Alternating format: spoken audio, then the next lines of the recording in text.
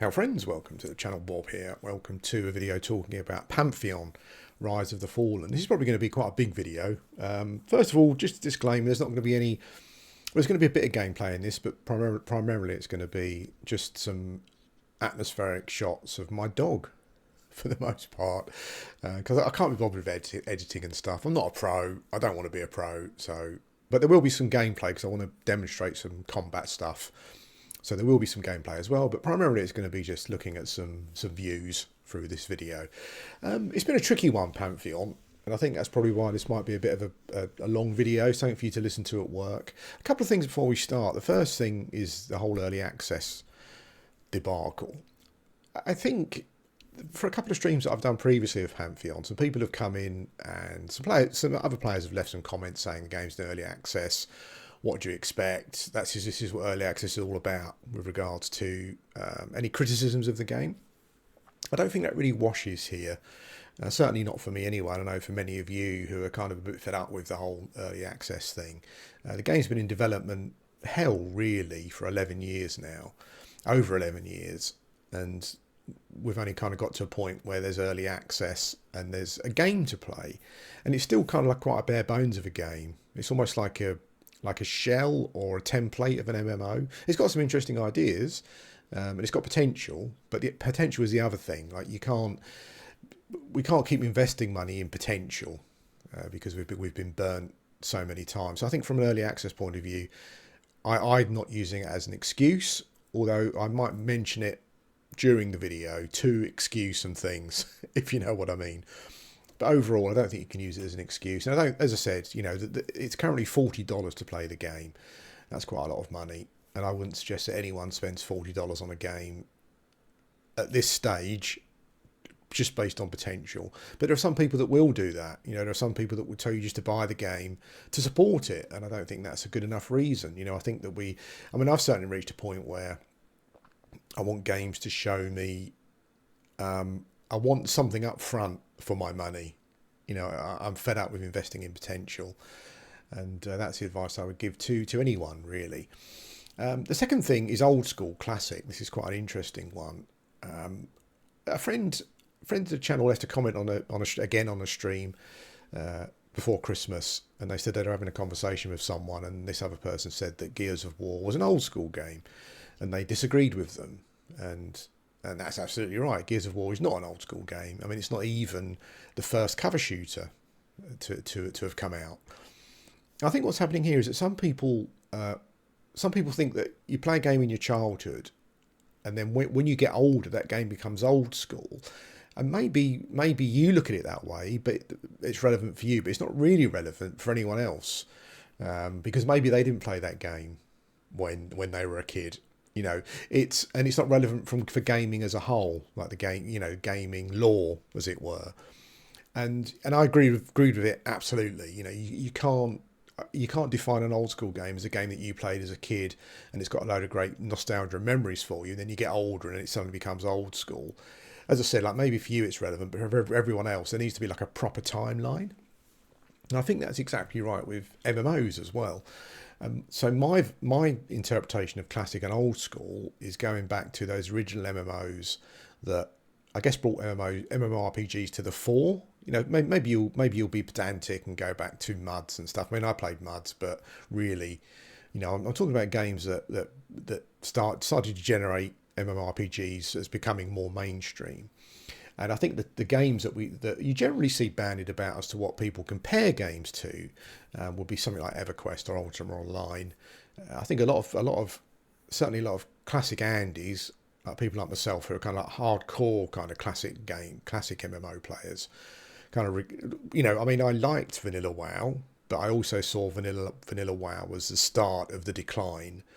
In comparison to EverQuest, like if you never played classic EverQuest, but you've played a lot of WoW, even if you only started playing Vanilla WoW, like on the classics, the new classic servers that they've released, if you go back and play EverQuest now after playing that, like classic EverQuest, you will see just how much even Vanilla WoW was dumbed down. Bearing in mind that Vanilla WoW even had some original EverQuest developers working on it, so that it certainly turned towards a more mainstream audience. And for that reason, like I don't class Vanilla WoW or EverQuest 2 or Vanguard or whatever as a classic or an old school MMO. If you disagree with that opinion, then you might not like the opinions in this video too much. But that's life. Just click stop. Click on your YouTube button in the top left corner and go and watch another video. But that's what I judge them on. You know, those two games for me are primarily classic and old school. You could include maybe Asheron's Call because it was a very similar time, and it was the first game from that first MMORPG from that group of developers, and it was doing it. It was classically inspired. I think it was a game that was designed for me. As I said before, EverQuest is always a game that was designed without any barriers. You know, in some regards, you could say, and I think it probably was, there's a naivety there, but it's that naivety in design, I think, that is where the genius comes from, and I think that's what EverQuest had, and I think Asheron's Call had that as well. Some of you might include Dark Age of Camelot again because it was kind of like the first big MMO from those developers, and it did something different with the PvP and the realms and stuff. But that's the era that I'm looking at. And what I'm finding confusing about Pantheon is that there are some players out there and content creators as well who are insisting that this game is just like EverQuest or it's a spiritual successor to EverQuest, when really it's nothing like it. So what's happening here? Well, first of all, I think that you've got nostalgia, and nostalgia is great, but I think it's short-lived. And I think it can cloud your opinions. When I first started playing on P99 a long time ago now, 11, 12 years ago, probably maybe even longer than that, some people said to me at the time that it's good for nostalgia, but you'll just get bored of it because it's not a very good game. And that was obviously rubbish because, as I said, all this time later, I still play P99. And I play it because the systems and the mechanics and the way everything was designed and implemented has not been bettered. No one's even got close to it, really. As I said, like Vanilla WoW is kind of like more of like a commercialised, dumbed down version of EverQuest. But EverQuest, like, no one has been able to recreate that complexity of how all the systems work together. And I will admit, like, I was quite nostalgic when I first started playing P99. Absolutely, but all this time on, that's long gone. And I think that's partly what's happening here. I think people are logging into a new MMO and they're seeing classes that sound very similar to EverQuest. Some of the spells, even though they don't sound the same, have got similar effects. But all of the way that the systems are implemented and designed and how you interact with the world and mobs is completely different to EverQuest. So if someone who's coming from P99 and played a lot of P99 over the years and is coming to this, it's clearly obvious how different it is and how different all the systems and mechanics interact. Now, for those of you kind of get salty and triggered, I'm not saying that this is bad. I'm just saying it's not like EverQuest, and I've been racking my brains trying to work out like why people are insistent. I think that those nostalgic sunglasses are partly to blame. I have seen some people who say maybe they're making out they've played a load of P99 and they're saying this game's exactly like it. I mean, those people are just bullshitting you, essentially. Those kind of people I've got no time for. But I kind of perfectly understand if you played EverQuest 20 years ago and you haven't really played it since and you're coming to this game now. I can understand why you're getting into the game, you're getting a group and you're picking a shaman or whatever and you're killing some mobs, and there's not that nostalgia there, but at the heart of it, the systems and mechanics are completely different. I think the other thing as well is that they're just a group of people who just want it to be like with all their heart. And it's not just this game, there's all the other indie MMOs as well. There are people that just want their particular one that they've kind of placed their flag on to be like EverQuest, and it's not. And I do wonder if the people, they're saying that the lady doth protest too much. I kind of wonder sometimes if these people never actually liked EverQuest or classic EverQuest certainly, and what they want is a more modern MMO, which is what this is. Not all of it, but some of it. But they still want to wear their kind of like classic or old school badge of honor. So they kind of don't want to admit they want something that's much easier than EverQuest, which this game also is. It's a weird one, but I think there's those people as well. So you got the nostalgia, you got the badge of honor people who maybe don't want to admit that they don't actually want classic EverQuest. It's I think there's just a collection of it, a collection of stuff going on. I think there's also people that just want you to buy it, as I said before. So someone will say, "Is this like EverQuest?" And someone will go, "Yeah," and they'll go, "Okay, I'll buy it." And then I'm sure there's a lot of that, which is quite a selfish opinion to take, I think, because it's not, it's not. You're doing it for your own benefit because you want the game to flourish and progress. You're essentially telling people porkies for them to buy and invest in the game. That's kind of I feel that's a bit of a selfish thing. The other thing as well that I think the old school classic people do is they're almost trying to like gaslight themselves into believing it. Like a couple of things on Discord that was quite interesting. One of them was surrounding the chevron thing, which I'll talk a bit about later. There was someone on there. There was a chevron feedback post, and someone on there was desperately trying to claim that EverQuest had a chevron system. Classic EverQuest had a chevron system, but it just didn't. It didn't know that the UI didn't notify you of that through chevrons, and their take was that, well, like raid mobs, for example, like would be the equivalent of chevrons, and that's easily discountable because they're raid mobs, right?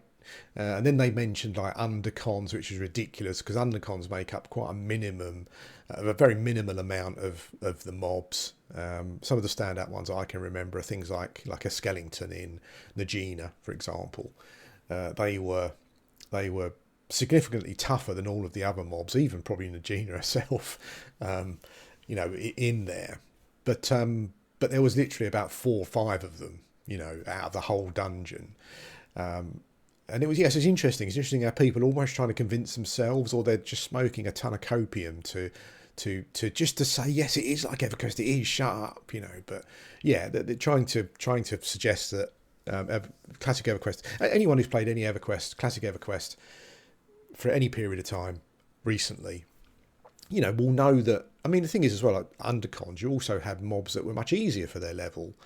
I like is it the Bloodgill goblins that you kill underwater in Cunark, the bards in Highhold Keep that people kill, because they're a nice easy kill and stuff. There are as many mobs that are not as tough for the level as there are undercons. Overcons? Don't know. There's many overcons that are undercons. So yeah, this was a person who was just trying to cope. I don't know if they were trying to just defend the developers or the game or whatever. Maybe they're overly emotionally invested or financially invested, which is unfortunately what a lot of these people are. But yeah, if you've played EverQuest, you'll know that from a mob point of view, most of them could be engaged as a solo player or a duo or a trio or a group, and your success was really dependent on your level against their level. There was no like bullet spongy kind of increase in stats or whatever it may be. So that's that topic, like the whole classic old school topic. I don't get it. I don't know why people are trying to tell you that this is like EverQuest.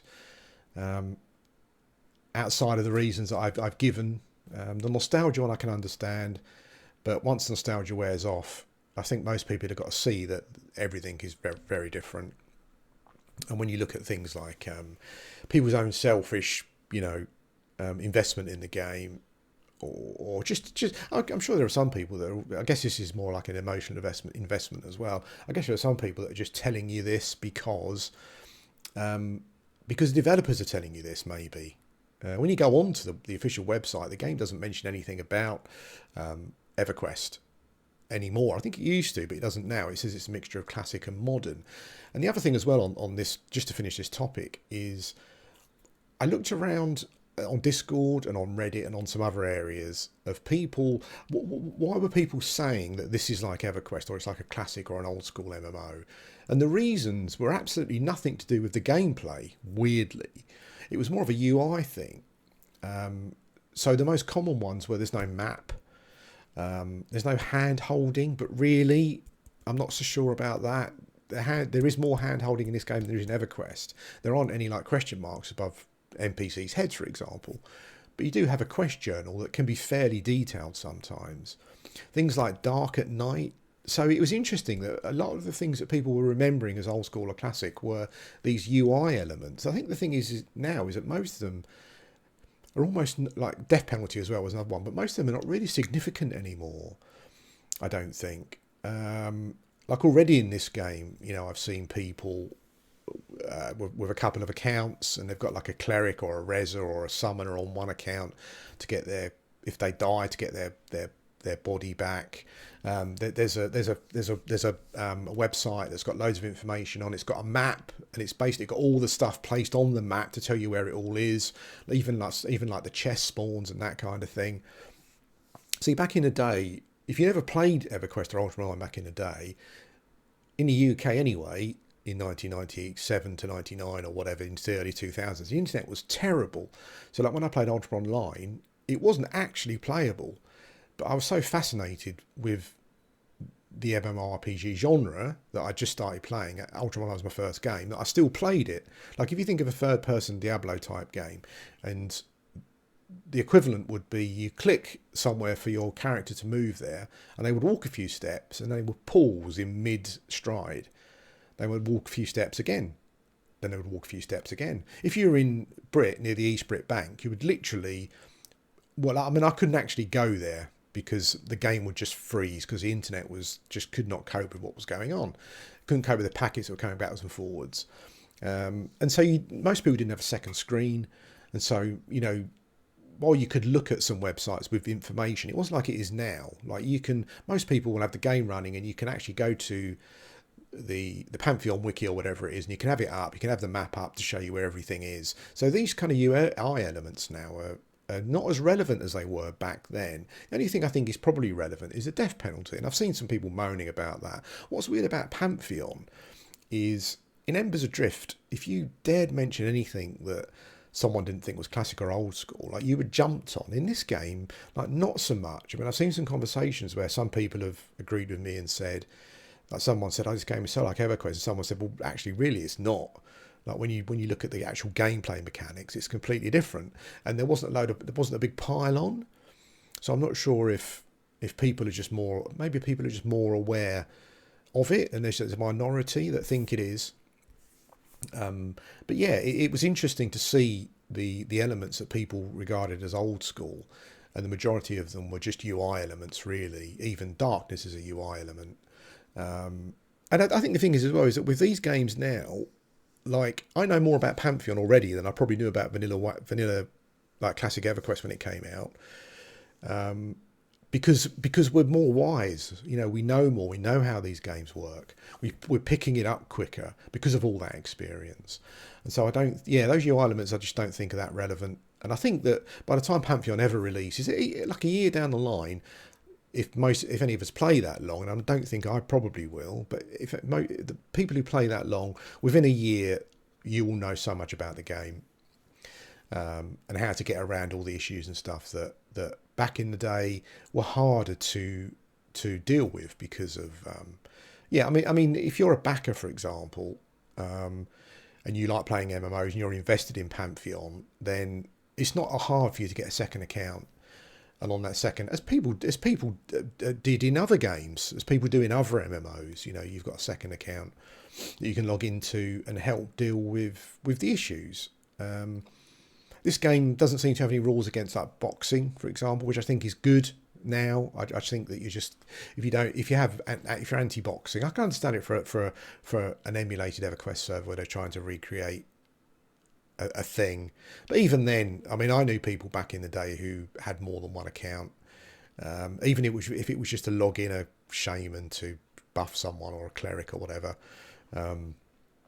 So even there, I don't think it's I think they've got that rule because they know that there are people that want to go there and experience that, and that's fine. But in an MMO, a modern MMO that's coming out now, I just think biting off your nose to spite your face would be the phrase that I would use.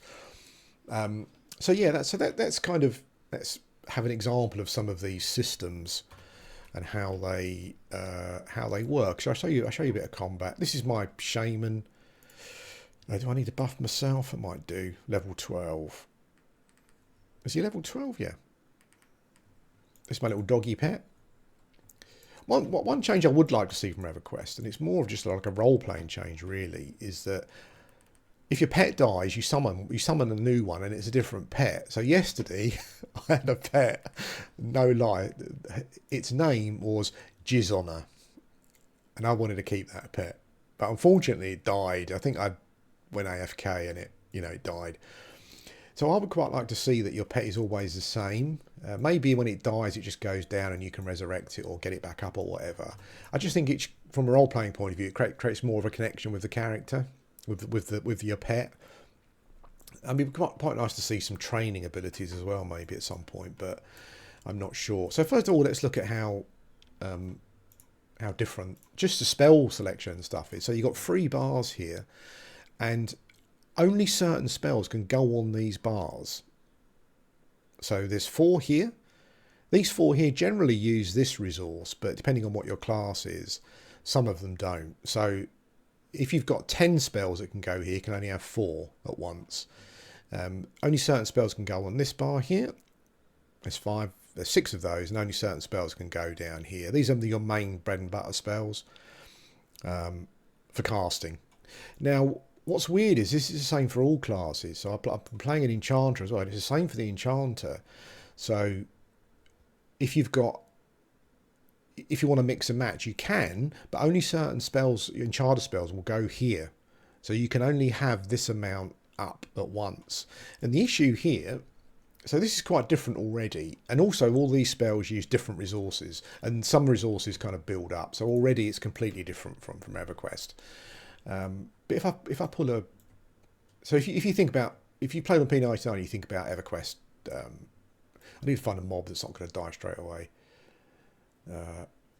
You think about EverQuest combat. Let's go over here and pull this bear. I won't do too much. I mean, shames don't do that much damage anyway, but they're quite survivable. So so if you look at the red around the screen, that means you're now in a combat phase.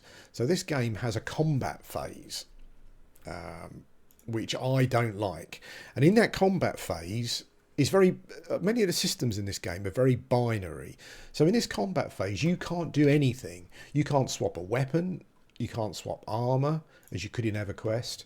You can't swap your spells. So even if I wasn't in melee here and I was in a group, and I couldn't, while this combat phase is on, I couldn't go down, I couldn't go around and change my spells. So whatever you're locked into when the fight starts, that's it. Now, I haven't come across any way of coming out of combat, because I think if you're in a group, your group is in combat, so it's tagging you as in combat. So you can't do any of this stuff that you could in EverQuest from a combat point of view. The other thing as well is that there's no regeneration for health or mana when you're in combat. So there's none of that kind of like, oh, you're almost nearly dead and you just, please, just one more tick of mana so I can cast my spell to heal myself or finish the mob off or whatever. There's none of that in the game at all either. That was obviously an issue because the casters, like certainly the shaman and the cleric I've played a bit, and also the enchanter as well, they have a way of gaining a bit of mana in combat. But that combat phase, the combat is so binary because it's like, okay, you're now in combat, so you can't do any of these things, and we're also shutting off all regeneration. So when you take into consideration the bars and those mechanics, it's just completely different, the combat. Also, when you have cooldowns, and bear in mind that all of the classes have got this, so I've got like a level 11 warrior, a level 12 like Dire Lord or whatever. They've all got their bars filled with these cooldowns. So even the melee, I've got a rogue as well who's level 11 or whatever, and it's all full up. So they've all got these cooldowns.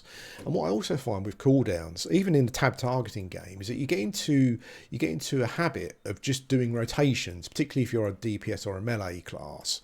And I kind of feel that, to me, that also kind of removes some of the openness of how everything works. It just feels completely different when you're actually doing it. And I will say, people go, well, you've got to be in a group. Yeah. Well, one, you haven't got to be in a group. And secondly, to understand this kind of stuff. And secondly, I've done some duoing and some trioing and some grouping. And my opinion is exactly the same. really. It's so what I want to emphasize now is that I'm not saying that you can't get in a group and go into a dungeon and have a like a strategical like time, but it really is significantly reduced from EverQuest, and it's because the design is so binary that putting you into a combat mode and all the things you're not allowed to do in that combat mode make the combat just less emergent, less interesting, and less tactical. That is just life. I know some people don't want to admit that, but that's how it is. And this is actual. This is not maps or darkness or whatever. This is actual gameplay. This is the gameplay you're going to be doing for most of the game, as it was in EverQuest. You kill mobs, and that's kind of where we are. You know, it's just very binary, and it's not the only thing. I'll speak about some other bits as well. But from a combat point of view, the way everything is designed and the way you interact with the mobs and the way that you use your skills to interact with the mobs is completely different. And even something like an in combat and an out of combat phase changes everything.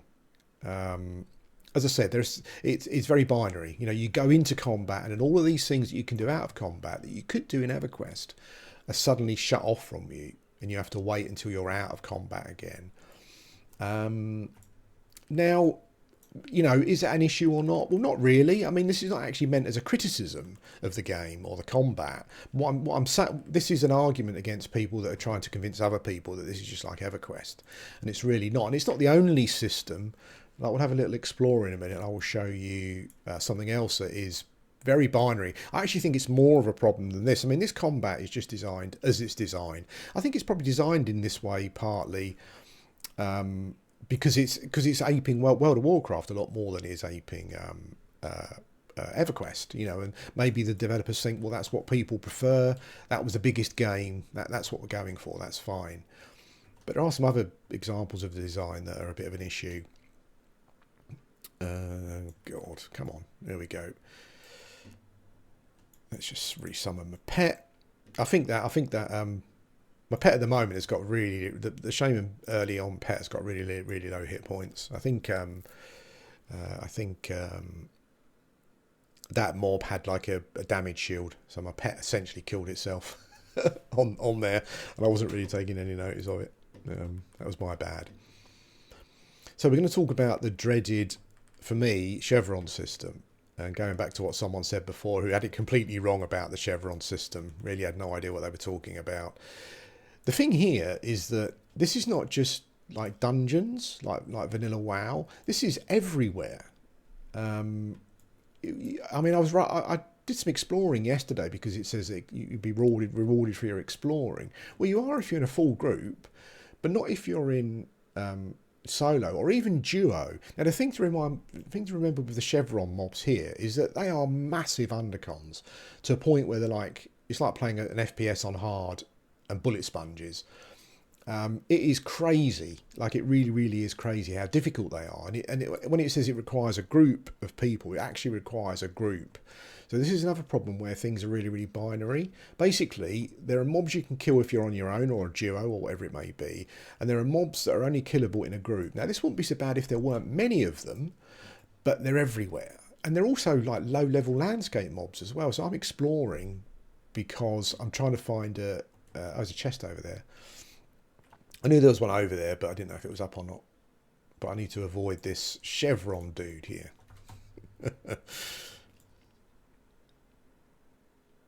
Now, this guy is like orange, right? So he's like 2 or 3 levels above me anyway.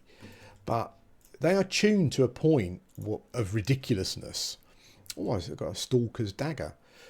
Where, like, he would literally, honestly, probably one-shot me. That's how ridiculous they are. And I would do no damage to him. I don't want to test it and die, because that would just be a pain in the arse. I'll take you around here for a bit more immersion. And I'll remove the UI. Yeah, so again, the chevron system at the moment is a full-on binary choice. You can either kill these mobs. When I say you can either kill these mobs or kind of on level for experience in a group, or you can't. There's no yes or no or maybe. It's absolutely binary, and it's another decision again which I don't understand. It just feels so many of the design decisions in the game feel like quite anti EverQuest or classic MMOs, the spirit of classic MMOs. And that's not to say that it's bad. It's just how it's been designed. But I will say that the chevron system currently is bad the way it's designed. It's just not designed to be kind of really fun in any way unless you're in a group. So there's nothing we could do here with these mobs unless we get a full group together. And I'll talk about socializing in a minute because that's another massive kind of like thing that people go on about, but they don't really understand what's going on. Now let's go over here. So as you can see, there's a group over here fighting these mobs, fighting the chevron mobs. Not sure what level they are. So there's 1, 2, 3. There's 5. There's a 5 a full group, or is it 6? I'm not sure. So there's 5 mobs attacking. There's 5. So there's a group of 5, and they're really struggling to take that mob down. So they give you some sort of idea of how difficult the mobs are. But the thing is, as I was saying, this is not reserved for just a selection of mobs, maybe some named dudes that you find around. There are whole camps everywhere that are like this. And one of the issues is this game has got a case of animalitis, which is what Embers Adrift had. So when you're a solo or duo, 90% of the mobs that you've got to kill are animals, and it's so boring. Embers Adrift had this. I mean, Embers Adrift had it because it was like low magic, right? So you didn't have skeletons and all that kind of stuff. In this game, it's less excusable, and I think partly it's due to the fact that you've got the whole gathering loop. So you need lots of animals for all the alchemy resources and skins and all different types of skins and all that kind of stuff. And because there's different recipes that require different animal skins, you've got all these animals everywhere. So it's mostly just all animals unless you're in a full group, and it's so boring. But also, as I was going to say, like there are many camps around like this where you cannot interact with them. Even roaming landscape mobs. I went exploring yesterday, and just to look for something different to kill that wasn't a poxy bear or a deer. And I was finding these interesting camps, but they were all chevrons. I even found some just roaming random mobs, and they were all chevrons. Again, there were some orcs and some other things, and they were all chevron mobs. It's like, I don't understand it. These are roaming landscape mobs. But as anyone who's played EverQuest, comparing it to that, will know that even dungeons weren't like this. Dungeons had named mobs, but if I pick a dungeon like Guck, for example, like you go in Guck. If any class goes in Guck with whatever equipment they are with their level, and you pull a blue mob, there's a chance that you can kill it in a dungeon. The difficulty in dungeons in EverQuest was basically like roamers and groups of mobs. So the danger was pulling more than one. Obviously, if you're in a dungeon and there's red mobs, obviously you're going to die. But the main adversarial check, if you like, or roadblock was level. So it was your level in comparison to their level. Yes, there were names and stuff, but even many of the names weren't really any tougher than the mob surrounding them. As an enchanter, like many a time I'd go to a named camp, clear it out, and then I'd pick a pet to attack the named mob, and the fight would be fairly even. Even the named mobs weren't particularly crazy, and this was the same for Kunark. Obviously, when you got into Velius, Velius was aimed more at the raid side of things, with the dragon, dwarf, and giant faction. And there are a lot of mobs in there that you do need groups for and raids for, but they're raid mobs. That's what that's the whole point of them. These are not landscape mobs wandering around, and even in Velius, like many of the dungeons and the big named mobs roaming around the landscape and stuff were soloable by certain classes. That's how it was. It wasn't so binary. And I'm going to use a phrase that Asmongold used, and he said that a good MMO encourages grouping, but it doesn't punish soloing. And he's never played EverQuest, but I think for me that is one of the big top 3 kind of tenets of EverQuest, classic EverQuest, was that it encouraged grouping. It didn't force it upon you. It didn't punish you for not grouping. In this game, it's binary in a sense that you either group for these mobs or not. And the issue is not the fact that it's got chevron mobs or named mobs or raid mobs. It's that many of these interesting camps are low level landscape stuff. I mean, from a dungeon point of view, like forget it. Like dungeons are terrible in my opinion. It's like these are not EverQuest dungeons. You can't go in there with solo or with a duo or whatever and find something to do. So at the moment, dungeons are completely cut off from you unless you want to go through the time to make a full group, or at least a group that's got perfect composition, I would say. And that is a real shame. And this is another design decision that is so binary. Like it really is yes or no, 1 or 0. There's no leeway in the middle. Like if you play P99 as an enchanter and you enjoy socializing and grouping, but you also like to go into dungeons and crawl around on your own and do stuff, that is completely cut off to you at the moment. Now, recently in the last patch, there was a pass where they went around and moved some chevrons from mobs, but still, there's still a ton of landscape stuff that you can't interact with. This here, I think, is the manor. So maybe you could say this is a dungeon, but that is still no excuse, because in EverQuest, the developers didn't need to do this. The danger in an EverQuest classic EverQuest dungeon was the level design, the way the mobs moved around the zone, the abilities that they had, the groups and clusters that they came in, and how you interacted with the environment. It was nothing to do with just making a mob. Essentially, all these chevron mobs they're not. There's no AI at work. They're not any smarter. They don't do anything different. They just do a lot more damage, and they've got a ton more hit points. That's it. And it's a real shame that it's like that. And I think this is the biggest thing that needs to change. I think if you want to attract, if this is supposed to be like a spiritual successor to EverQuest, and you want to attract EverQuest players, then I think this needs to change in some way. It needs to be rebalanced, because it shouldn't just be so binary. And of course, there should be areas that are for groups, and you probably get the best equipment from that, like a fungi tunic, for example. And there should obviously be raids and stuff for raids and whatnot, but not landscape and normal dungeons and stuff as we currently have it. I think actually this is probably the worst decision the game has made, and it's certainly probably the biggest reason as to why I won't be going ahead. Probably long term, I'll see how some of the patches go over the next few months, but yeah, it's a real issue. And I don't understand why people are trying to, as I said, almost gaslight themselves into convincing themselves that it's exactly the same as EverQuest. It's not. It's nowhere near it. If you go into pretty much most of the dungeons on P99 and you pulled out a blue individual mob and you put it against a character, pretty much anyone really, even like melee or a DPS, then there's a good chance, if it was blue, I'm saying like blue XP mob, there's a good chance that you would kill it. That's not where the danger came from. The danger didn't come from a chevron. It came from how the dungeon was designed.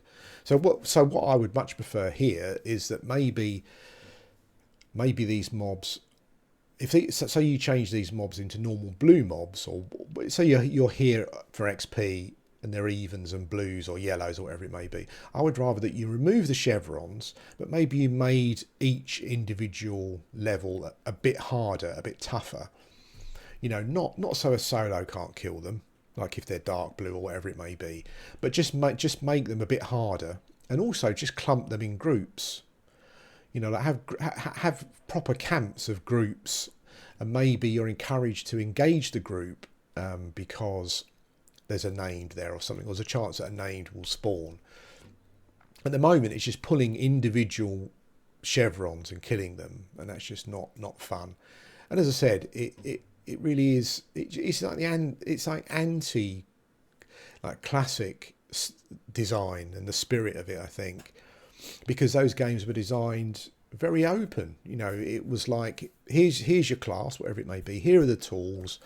Go out and interact with the world and see what you can do. And and there's some content that was clearly aimed at groups in EverQuest. If you go into P99, for example, but it didn't lock out. It didn't hard lock out someone working out how to do it on their own or as a duo, for example. It allowed you to go and test yourself and try it out. And I think that's how these games should be. The other thing I'm worried about, looking at not just the way design is going for this game, but some of the other indie MMOs as well, is that I feel that we're just going to get constant balances, class balances. You know, I feel that you'll get something where, I don't know, whatever some of the strongest classes are for doing a certain thing, will work out how to do something. And in EverQuest, rather than going, oh well, that's cool, you know, that's great. You know, they'll just nerf it out. I think that's the other. Looking at how the design's going, that's the other thing that I'm worried about as well. Like going forward, and I guess that's partly also why I can't kind of recommend it at $40 at the moment to anyone who's looking for an EverQuest experience, because looking at the philosophy at the moment of design, that's something that I'm also worried about, just because of how the rest of the game is designed, really. But I'm surprised. I'm surprised to hear people saying how much like EverQuest it is, and then. But it's clear that there are so many design decisions and systems and mechanics and the way they're implemented. Even simple things like where your spells go on the bar, the fact you can't change them in combat, the fact there's an in and out of combat phase and all that kind of stuff. It just makes it a different experience. Even when you're in combat in a group, yes, you tab target and you pull a mob and then you kill it, but you can recreate that in almost any MMO, even modern MMOs. You know, that's not something different particularly. Yeah, it kind of feels that it's taken. This game kind of feels like it's taken, when it says it's a mix of classic and modern, it's taken the UI elements of what made a classic MMO, and maybe some of the restrictions like darkness, for example. But everything else that you do, which is the main chunk of the game, is very much more modern. And I think that's kind of, yeah, I think that's it. That's how I feel about it, I think. And I think the things I've demonstrated show that it really is nothing like EverQuest at all. And as I said before, you can get this nostalgic feeling from it. I'm not saying that you can't. But once all that wears off, it's about the systems. And I'm not saying the systems are not bad or you'll hate the systems. But if you're coming here primarily expecting a game that's designed to be similar to a classic WoW or a classic MMO in general, then this is not that game. And I think there are also some systems that are just downright bad. So, for example, the chevron system. It's just too binary, and it means it. And the other thing as well is that this has an impact going forward. So if you're logging, I mean, my server is really quiet. Actually, my cluster of servers is really quiet at the moment. Christmas is over, of course, when everyone was playing. It's always funny when people used to like cope with Christmas, where like I saw it with another MMO that I played recently, where it was really quiet at Christmas, and at Christmas the excuse was it's Christmas, no one plays games at Christmas. No, loads of people play games at Christmas. I played a lot of Pantheon at Christmas, and I know some other people that game a lot at Christmas as well. That's rubbish. But now Christmas is over and we're into the new year, as it were. Yeah, there's no one playing. It is very, very quiet. So how do you then work around that group dynamic? You know, the other thing as well with a lot of these camps, like landscape camps particularly, is that there is no one at them. Like even when the server was really busy over Christmas, I was running around finding camps. It was frustrating because I couldn't interact with them, and there weren't even any groups there fighting them. It was literally a waste of space and a waste of gameplay. There was nothing there. It was a real shame. And yeah, it's purely down to binary design of how they've designed the mobs. And I hope, because it's in early access, it's one of the excuses that I'll use, that they will work away at balancing this out so it's not so binary. I don't know. Like, as I said, like EverQuest, I've got absolutely no issues with there being these mobs are all chevroned, I think, but they're quite low. I mean, those mobs behind me, they're really low level. Like, we're talking like, I don't know, like 5 or 6 or something, but that camp is all chevroned. Sorry, I lost track there. Yeah, I mean, I hope they find a way of working it so that it's just not as binary as it is, you know, because believe, let's talk about the socializing aspect a little bit as well.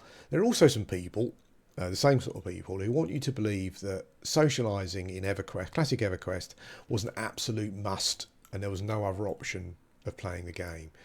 That is absolute rubbish. It was not. It was never designed that way. As Asmongold said, a good MMO is designed to encourage grouping, not to punish or force.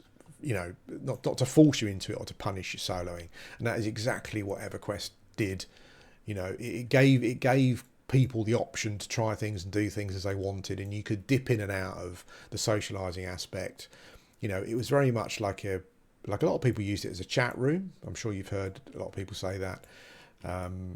Yeah, they used it as a chat room, essentially. Let's see if I can do a bit of climbing while I'm talking, just to maybe show you something, the climbing thing. So we'll talk about climbing. As I said, this video is going to be quite long. So, yeah, if you're at work and you need something to listen to, then there you go.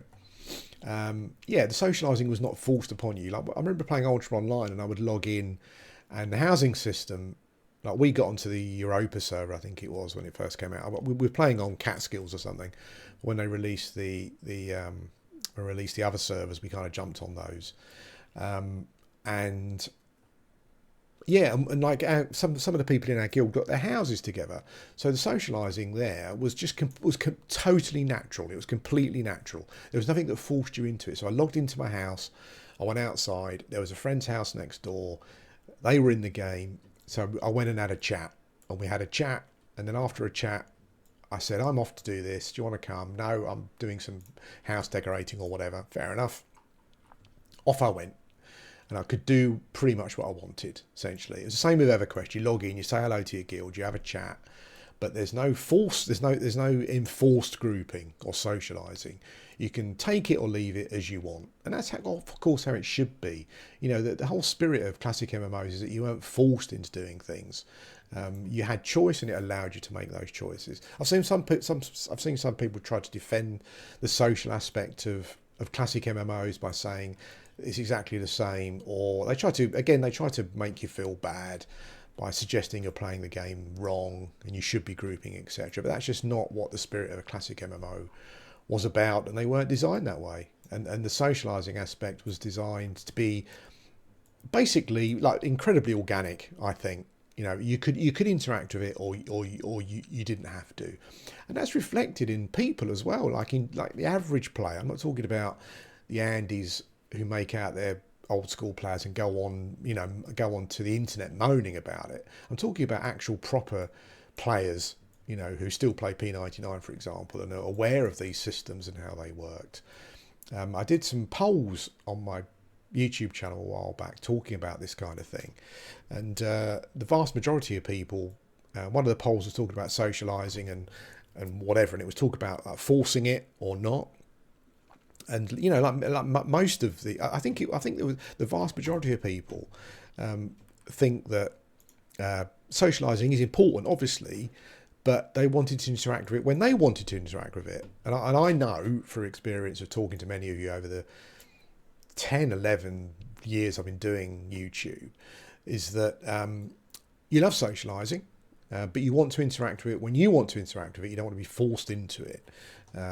And that's what EverQuest did, and that's why we all play EverQuest. That's why we all got onto P99 and played classic EverQuest on there, because that's how it was designed. It wasn't designed in this binary way to force you into doing things. And anyone telling you that that was the case, then just ignore them, because they really have no idea what they're talking about. The other issue as well feeds into that the crafting system as well. So at the moment, crafting is limited. So depending on your character level, you've got max levels for your crafting. This, again, along with the chevron system, this is the second bad system or bad implementation of a system. Even Embers Adrift recently removed this because they realised it was a bad idea. There are some people who just like to sit in town faffing about doing crafting, like I do. Like there are certain craftings, not on this character particularly, on another one, but this one as well, where I'm kind of mostly I just leveled recently, so I've got a few points in stuff, But I'd like to sit in town and do some crafting, but I don't want to because it feels inefficient. Because I'm going to like process, I don't know, like 100 Asherite ore or something. And basically, that's it. There's going to be no skill gains or anything from it. So it just feels like I'm wasting my time. And it just feels inefficient. And there's no reason for it. You know, you shouldn't have to go out and kill bats to raise your crafting skill. It's absolute nonsense. And as I said, like I'm not sure if I can get up there actually. Like even Embers Adrift has realised this. That needs to be removed. You know, you should be able to do crafting. I don't care about twinking or whatever. If someone says, "Oh well, it's to stop people from," what should I add? I think I've got some endurance food. Let's see if that helps. I don't care about all that. It's a classic MMO. You shouldn't need to worry about that. You know, people should be able to make the choice to if someone wants to sit in town for their guild and make loads of high level equipment and give it to their low level guild mates, fair enough. EverQuest had twinking. You shouldn't be scared of twinking. It's an absolute rubbish. I think we're getting up to some pretty hairy stuff now. These spiders are red plus chevron. I think, yeah. So again, like landscape mobs, if you come here, you like look at these spiders, you're doing a bit of exploring, unless you're in a full group. The thing I don't understand, just to cover the chevron thinking, the thing I don't understand is that groups, for the most part, don't do this. Whenever you see a group forming, it's for a certain spot. Groups don't run around like this, climbing, looking for mobs to kill. This is really the solo option. This is a solo gameplay option. They just do not do this. I think these bats might not be chevroned. Yeah, the bats are not, but they are red anyway. But this is the solo man's game, running around doing this, doing a bit of gathering and stuff. So any roaming mobs or even landscape camps, no, I'm going to say any chevrons are ridiculous. But it feels even more ridiculous here at this point because I just don't know what group would come here just to do this. They wouldn't. It would be a waste of time. You go to a proper camp as you did in EverQuest. The other thing in this game as well is that talking about the social aspect and people like to interact, like to socialise when it suits them, is that in this game, the game tells you who's in a group or who's looking for a group. And the vast majority of people are not in a group and they're not looking for a group. So that's something else as well that you have to take into consideration. And I think it matches up with the poll I did. You know, people don't want... oh, what the hell is that? I've never seen that before. Look at that, dude. That's a new... Yeah, so chevron. It's red, so obviously I think to myself, well, I'll come back here, but I can't because it's red, because it's a chevron. You can't, as I said, it like maddening shriek. It's a shame because I've done some climbing. I've been rewarded with a camp that I could come back to later on, but I can't unless I've got a full group. It's stupid. It's just terrible design. It's limiting, and the thing is as well is that there's no one here. And I know I said that the server was quiet today, but I've found this spot before. That's why I climbed up, and I've been here before. And look how eerily and atmospherically designed this camp is. But I've never seen anyone here. There's so much dead. There are so many dead camps that it's crazy. And if you think that this, as I said, this was when the game was really, really blowing up. And there are a load of people playing it. The servers, as I said, is smaller today. It's quieter today. But yeah, and there are so many camps like this that I've found, and I've never seen anyone at them. Maybe it's because people are, as I said, maybe it's because people funnel towards camps that they know or dungeon camps, and so all of this really should be. Well, there shouldn't be any chevrons in the game anyway, but certainly this stuff shouldn't be. It takes you a while to get here. You need to be able to climb reasonably well, and most groups are just not going to travel here to do this. I think it really is shown by the fact that even when the server was busy, I didn't see anyone here. I know someone will say, "Oh well, I've been at this camp loads of times, and there's always loads of groups." Well, whatever. You know, maybe you're just trying to gaslight yourself. I don't know. But let's not get into that. You know, it's not. not get too adversarial. I just think that it's a shame that it's designed so binary, and that so much of the interesting content is locked out. And as I said, it really is locked out. You know, these mobs are super tuned high, so that you've got, even if you're, I did some testing and I tried, and I kind of killed some greys and some green chevrons, but light blue even, you know, it was a waste of time, and it was a horrible experience. It wasn't fun at all. And yeah, it is what it is. I'll stop talking about that, and I'll cover some other stuff that I actually liked quite a lot. To move, I think I'm kind of done with that. Sorry, yeah. So this needs to go. This professions thing. This shouldn't be tied behind character level. I don't care if someone sits in town and makes some high level stuff for their level 1 twinks. EverQuest did it. Who cared? You could give your level 1 in EverQuest a fungi tunic. Who cares? This shouldn't be a limitation. You can also only choose 2 crafting skills, which is another limitation I'd like to see removed. It kind of forces you into creating alts to do more crafting. Again, this is a full social thing that people who say that it's a thing, and it was a thing in classic MMOs, have got no understanding of. Most of the people that I know who craft like to do all the crafting, and so those people are forced into making a character for each one. The funny thing is as well is that I can imagine someone sitting around a boardroom saying, well, this is what we need to do to keep people playing, because it means they'll create more characters, they'll spend more time playing the game and stuff. But Embers Adrift is a perfect example of telling you that that's not how it works. What happens is people, even classic MMO Andes, bang their heads up against these systems, and then they stop playing because they get fed up with it, and it's not how they remember it. And it doesn't need to be like it. There's no reason for it to be like it, really. You know, it's like if one character could do, maybe not all of them, you know, maybe one character could do half of them. I would let them do all of it, but maybe if they say, okay, we'll give them half. It doesn't matter, because the people who want to interact and sell stuff to other players will still do that, and the people that don't really want to, like, won't do it anyway. So you're not really, again, you're trying to force a way of playing on people that they really don't want, and they just won't get involved in it anyway. So yeah, I just don't get it. But anyway, that's another quite binary design decision, I think, that is a bit of a shame. There's an interesting outcropping up here. So let's talk about some other stuff. So if you enjoy exploring and potting around and doing stuff in MMOs, this game is great, and the climbing system makes it great. Now, it's weird because the climbing system is really just a slower version of like a flying mount, for example. It just gives you verticality.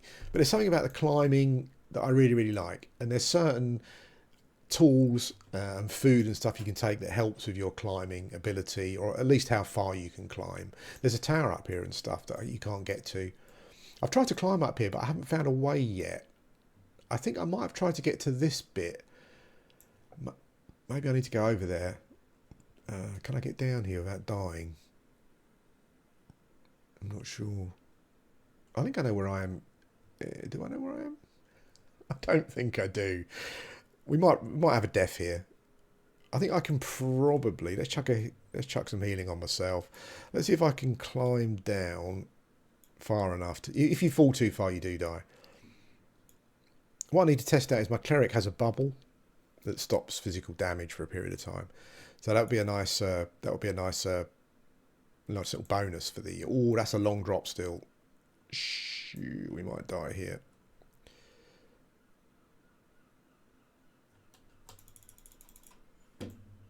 Oh, we died. Where are we? Oh God, look at that! Look, we nearly died near the spirit. Okay, I kind of know where I am. I'll do that later.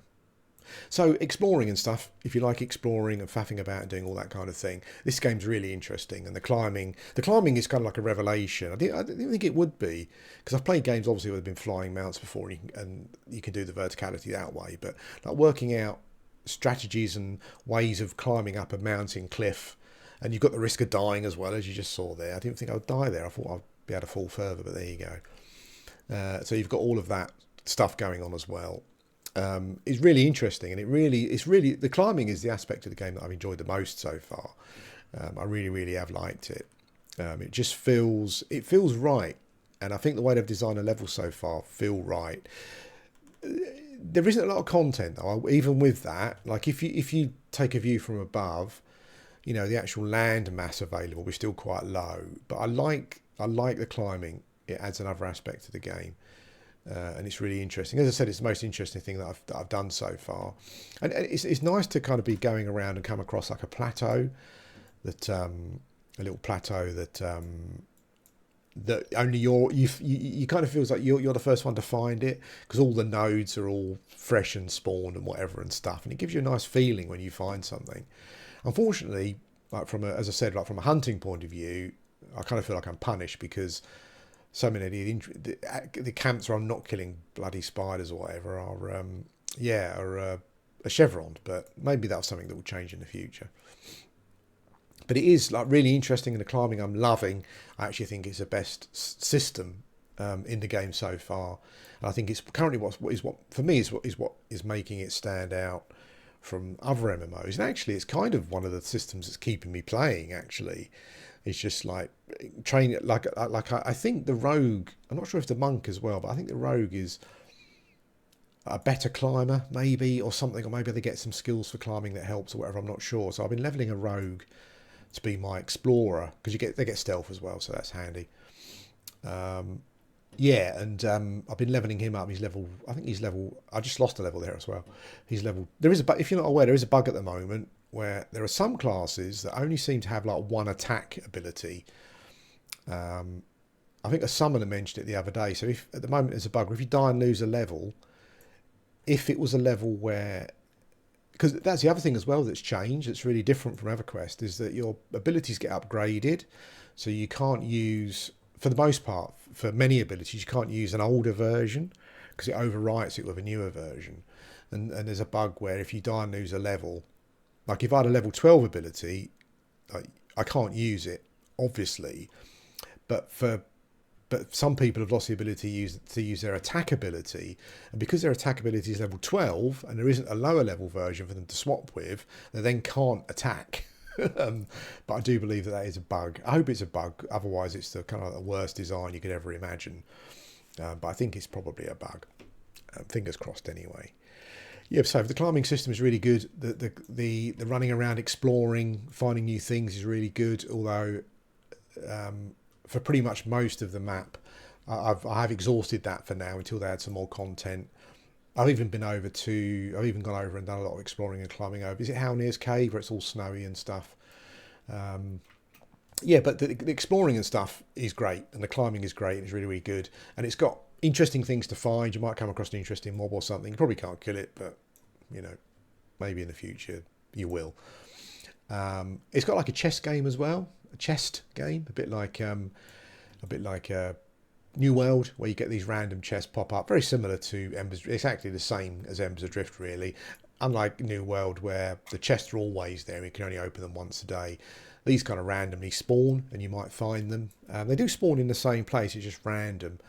And I know that there's already a chess game going on. I mean, essentially, what you can do is, particularly if you've got a couple of accounts, is you create a new character, run to a chess spawn point, log out, do this for loads of chess spawn points, just keep logging in till you find chests, basically. I know people that are doing that at the moment. I think with the last patch they tried to change it so it's not as binary, you know. There is some randomness to it, but yeah, I don't mind that though. As I said, like I hope they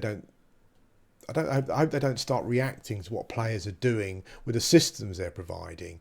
Obviously, if it's breaking it in some way, you know, but I mean, I think that's a valid tactic actually. You know, a player's working out how to maximise this. You know, I mean, some people who don't want to do this might complain, but well then, you know, I don't know. It's a bit like wanting the best sword in the game and complaining you can't get it solo. Well, or you want the epic weapon. That's you know, if some people decide to do something to be more efficient and kind of like game a system, and you don't want to do it, well, that's just how it goes. You know, it's like I don't think that needs to be a massive issue. But yeah, so you got that going on as well. So you got chests to discover. nodes and stuff. The nodes for the most part are obviously very similar, but the nodes also have this thing where you might get like a rare resource or something to use in crafting. So you've got that. It's not quite. I don't find it as quite as a dopamine hit as New World, but it's got that as well. And as I said, there's always I've discovered some quite new and interesting things as I've been exploring, and that's the part of the game that I've enjoyed the most so far. But it does still need some fleshing out. And I like the way that some of the stuff is gated off behind a skill that anyone can use. Now, as I said, I went over to near the Halnir Cave type wintry area because I love winter biomes, and there's a bit of a problem there as well. Content is locked off from climbing, or it will be, or it should be, and I think that's fine because anyone can increase their climbing and buy some food and stuff to make yourself a better climber to get there. This what's it called? This acclimation system, I hope, is not binary, because when I went there, admittedly I didn't have any food, to so that I wasn't feeling so cold, so I could stand more. And I think if it's like that, where you can raise a skill or maybe get some items easily, like food and stuff, to allow you to go into these environments, I think that's fine. Maybe if there's even some raid dungeons that are quite hard locked and you need a certain level to go in, that's fine. But this was an outdoor landscape area. And yeah, I just hope that you don't see this binary gating off of this kind of content. As I said, EverQuest had keys for dungeons. That's fine. If the acclimation system is like a key, where it locks it off until you get a certain amount of resistance. I mean that's fine. I don't have a problem with that. But when it's low level stuff, or it's like overland stuff and landscape stuff, again, it just feels just too restrictive, and I think it kills exploration. I think it's a bit of an issue. So there's that as well. But yeah, and also like when I got past the visual thing, I actually think that visually sometimes the game can be really, really nice. Not the textures so much, but the lighting and the environmental effects, the fog effects, weather effects, that kind of thing. At night when you got lights shining and stuff, it's really, really effective. It's really, really nice. So from an exploration point of view and an immersive point of view, I think the game is actually, it is a lot of fun, and I've really enjoyed it. Going back to what I said about the combat, the combat is fun, actually. It's not like, as I said before, it wasn't a criticism of the combat by saying it's not like EverQuest. It's just a reality. That's just how it is. It's just different mechanics and systems implemented differently. So I've enjoyed the combat as well for the most part. Like duoing, as I said, I did a trioing, and I was in a group as well. I've been in a couple of groups actually, and it's great. It's fine. There's quests to do. There we go. That was a bit of a bad fall there. I didn't like that. I think the issue though is, I think it was here, wasn't it? Maybe whatever, mate.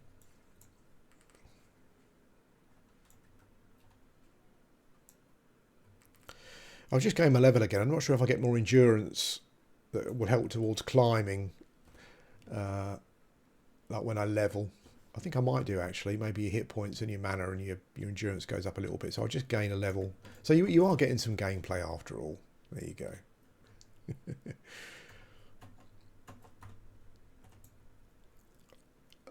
I'll just pull these. Not bother too much about it. It's interesting between the cleric and the shaman at the moment. A lot of groups, I say low level, I mean the max level is not that high at the moment anyway, but certainly like up to level 15, like most groups seem to want a shaman as a healer, because it just offers so much more. I love the cleric. Like the cleric is like a little turtle all on its own. Like it's really hard. It kills things, so it's really nicely balanced, because basically you're almost unkillable while you've got mana, but but you rely on auto attacks to kill mobs. And the other thing as well that's different in this game than it is in EverQuest as well is that you melee and tanks will know that like most of your damage comes from just auto attacks, whereas in this game, like pretty much all of your damage comes from abilities and stuff. And the cleric is really slow at killing things. He's literally got an auto attack and a little nuke. Yeah, so it's funny because the cleric is unkillable, as I said, with mana, but it doesn't kill mobs particularly quickly. I think that's a great balance. But from a grouping point of view, I think I don't want to see the shaman change. I think what would be better is if the cleric needs a bit more. It doesn't seem to have a huge amount of buffs early on. It needs something. It needs a bit more to encourage people to take them into groups a bit earlier in level, maybe. That's not to say that cleric's not getting groups. I'm sure someone in the comments will go, I'm a cleric and I'm always in a group, yeah, whatever. But my experience of people looking for healers is that they're generally asking for shaman. Yeah, they're both quite different. So I think maybe one of the things that the cleric is missing is that healing again is one of those systems that's kind of quite binary. So like fairly early on in a cleric's life, they get healing, and their healing is basically it's basically immediate healing, essentially. So they heal, and they heal for a certain amount, and that there's no kind of healing over time, I guess is what I'm trying to say. And that's fine. What the cleric does have an ability called overhealing. So if it critically heals, it can add an amount over your maximum health bar that's like a little shield. So that's quite nice. But the thing with the shaman is the shaman initially only gets heal over times abilities. You can kill him a bloody pet, for God's sake. Only gets heal over time. So if I cast this on, I'll cast this on myself in a minute. Well, I'll just take a bit more damage.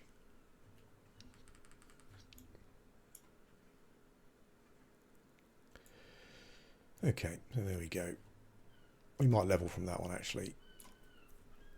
I actually want to say also that I think that the solo, duo, and trio XP is in quite a good place. Like, I wouldn't change it at all. But again, like much like the cleric, I think the grouping XP needs to be helped a bit. I'm not sure what it's like higher up levels, but you level quicker on your own, essentially.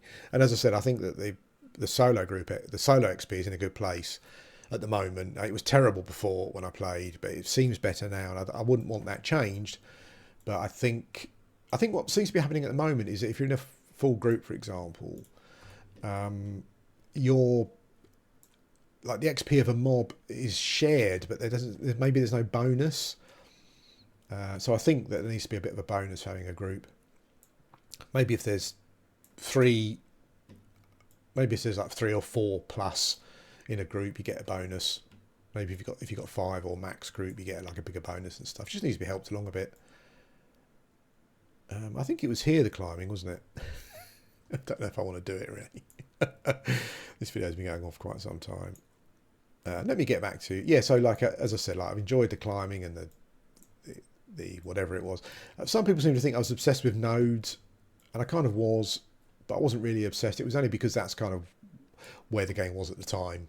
And what I found with nodes is that actually not many people are gathering. So whereas in the early testing, more people were gathering, but I think that many people are playing this game a bit like EverQuest, actually. So what they're doing is they're getting into the game and they're just leveling, basically. That's all they're interested in. I think I might have tried to do this before to get up to the tower, and I don't think you can. I think it's actually locked off at the moment, or certainly it's locked off behind my climbing skill. Maybe we will see. Yeah, so a lot of people are just coming in and leveling and not gathering.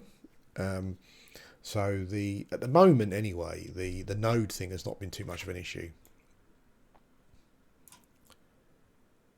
Yeah, I mean, like in like for backers and stuff when we was playing, like it was unheard of to see a player run past the Asherite or node, for example. But in early access, I've seen a lot of people just run past. Like you'll get a group of nodes and no one's interested in them. So that's quite interesting. Going back to what I was saying about the whole socializing thing and that forced socializing, the other issue as well is that what Embers Adrift discovered is that when you design your systems around that,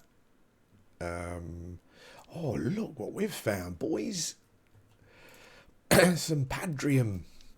It's going to take me ages to mine it. Yeah, what you find is that you end up not being able to do stuff.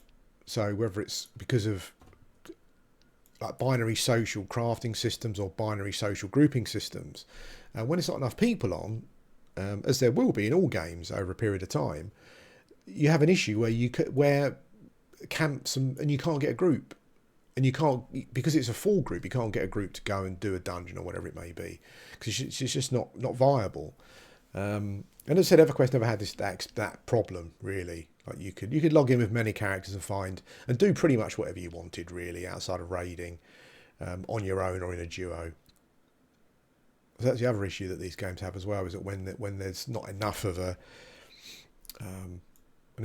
player base available at any one time, people go. What happens is then people understandably then stop playing. So then it's like a snowball effect. It has a bigger issue. Okay, well, I think I might stop the video here. To give you, I guess, to sum up at the end. I think Pantheon is I use the word potential, but it doesn't mean that I think you should invest in it. I think it's just a word to use. I think at the moment, Embers Adrift is a template of a good MMO, and I think it's got a lot of potential. But unfortunately, it's not like EverQuest, and some systems have been designed and implemented in a way that I think is in the spirit of like a classic MMO. And I think those systems need to be either changed or balanced in some way to bring them more into line, if that's what you're looking for. I mean, the combat and all that kind of stuff, I think is much more heavily influenced by things like World of Warcraft. And like if you're coming from P99 and you understand all the intricacies of the combat on P99 and classic EverQuest, yeah, then this game is very different. And after nostalgia wears off, it will feel very different. If through my explaining the combat you think you're still going to like it and stuff, then yeah, maybe. If nothing puts you off particularly, I'd imagine like a warrior like a big warrior on P99 who's like level 60, done all the stuff, tanked all the stuff, would come here and play a warrior and probably be horrified that people are comparing them to warriors in EverQuest or any other class really. Not because it's bad, as I said, this is not bad, it's just different.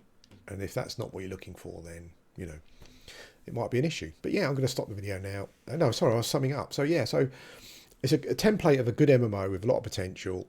It's got some interesting systems like climbing. The perception system isn't in yet, so I can't really comment on that. There's been a video about it, but it's still unclear as to how it's going to go. It's making a lot of claims that I've heard from MMOs in the past that don't really work out about how dynamic it is and how it's going to affect your moment-to-moment gameplay. We don't know yet how that's going to go. And I've enjoyed it for the most part. Like I've really enjoyed my time in the game. But much like Embers Adrift, there are systems in this game that I'm starting to think, every time I come across a camp where there's no one there and I can't kill any mobs, it's frustrating. Wanting to, if I'm not feeling that great and I want to spend some time in town crafting, not being able to raise my crafting skills to make better stuff, so you're not really making any progress, is frustrating. They're just these binary systems that I've spoken about that are really holding the game back. And I think, like, long term, it will probably stop me from playing the game. And it does feel a lot like it did in Embers Adrift, with a lot of these systems and and the way they're implemented and the impact they have on the game. They do have a massive impact on the game, and I think the forced social aspect of the game is a problem. I think it will become more of a problem, particularly like a period of time into release or even a period of time into early access where people come and go and there's not as many people playing, and camps are left empty and people are left without groups. And I don't think I've finished my point going back to the social aspect quickly, but as I said, you can see who's in a group and who's not, and who's looking for a group. And vast majority of the people, like 90% of them that I've seen in game, most of the time are on their own, just pottering around doing stuff. And that's what people like to do in MMOs. I'm not saying they don't like to group or socialise, but many people, particularly the audience that these games are going for, like bearing in mind, I mean, I don't agree that there's some mythical young audience that are suddenly going to spring up and play this game. That's kind of like looking for unicorn shit, really, I think. I'm not saying that there isn't anyone. And I've actually spoken to some people on P99 who are like in their early 20s, and they found a video and they played WoW and they give it a go and they really like it. So I'm not saying there isn't that audience, but it's not a big enough audience. And so the audience that these games are being aimed at are people in their 30s and 40s or 50s like me, who have got jobs, kids and stuff, and they don't have the time to invest. So what you'll find a lot, I would, like many of you have told me this. So like, maybe it's not really a bet, but I bet you bottom dollar that many people who log into this game and any other MMO are people who are logging in and they've got an hour or two and they potter around and do the stuff that they enjoy doing, and then they log out again. And the reason that some of the games and I think the reason that the games that have implemented systems similar to Pantheon that are not doing very well now from a population point of view is that people log in and it gets to a point where they feel that they're not making any progress anymore. So then they just stop playing, essentially. And I know you're going to find arseholes who are pedants who are going to go, oh, well, I log in and I'm always in a group and everyone I know is always in a group. We're always looking for groups. They're people, again, who are trying to push something on you that is not the reality for you, most people, your average player. Or your average classic MMO player, I would say. But anyway, yeah, that's it. That's Pantheon.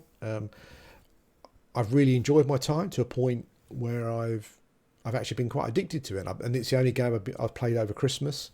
And it's the only game I've been playing since Christmas. And I've enjoyed testing it out. I've enjoyed the climbing. It's all fun. Exploring's great, as you can see here. Like, you can climb all this stuff. And this is only one section. And there's lots of different things to find and stuff. And when you actually climb up somewhere and you get to the top, there's a real sense of achievement. So that's really, really great. Yeah, but as I said, those binary systems and how they're implemented and designed at the moment is something that will stop me playing the game. And from what I know of my channel and from what you have said to me before, I think it's same for many of you as well. But anyway, I've waffled on a bit. I do apologise. Thanks for listening, watching, whatever you're doing, and I'll speak to you again soon.